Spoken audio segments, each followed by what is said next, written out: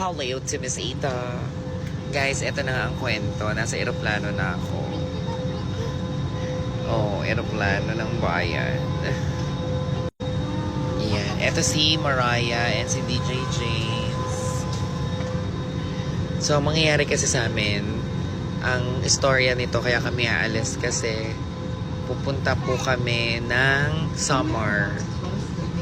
And dadaan muna kaming Tacloban, tapos magta-travel kami land 3 hours. Kasi mayroon po akong event sa summer. Mag-host po ako ng ano to? Alumni homecoming. To be exact, sa Salug Elementary School, guys, sa may Giguan, Eastern Samar. Shoutout sa aking client, si Ma'am Jenny Bell Idahosa. Siya po yung dahilan kung bakit ako lumipad.